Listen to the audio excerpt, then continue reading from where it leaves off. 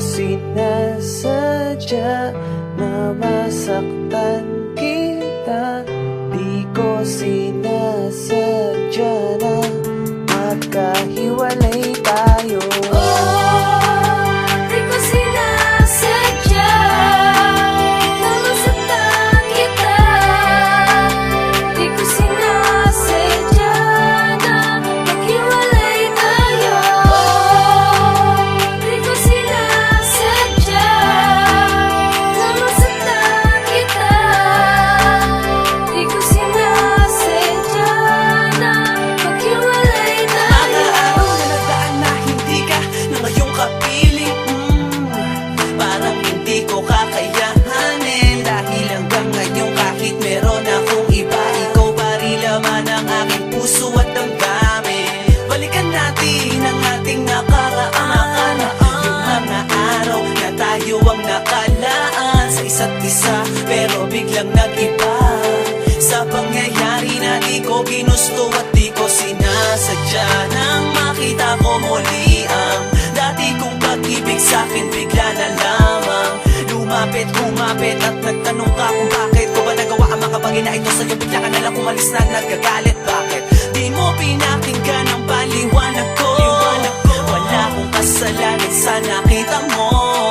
At tapos nun sasabihin mo sa'kin bigla na ayaw mo na sa'kin, pagkat sinaktan lamang kita. Di ko sinasadya na masaktan kita.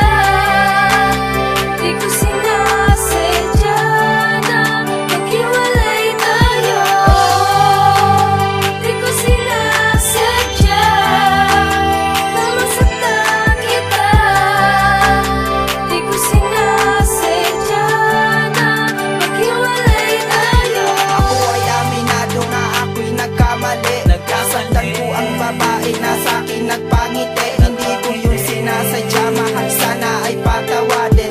Ang wag kang lumayo, mahal yun ang tangi kong dalangin. At ano bang dapat gawin upang ikaw ay paamuhin? Tatanggapin ko na kahit mukha ko ay sipain. Ako ay sapunutan at ako ay sampalin. Kumaan lang loob mo, hindi ko yun sasalagin. Ang masaktan kita, mahal, hindi ko yun inintensyonan. Lagi kang umiiyak, kala mo ba gusto ko yun? Mahal hindi, kaya sana ay maniwala. Sana'y intindihin at ibalik iyong tiwala. Kayang aking nagawa ay akin ang pinagsisihan. Nang dahil sa'king mali, ang mahal ko ay nasaktan. At hindi ko kakayanin kapag ikaw ay nawala.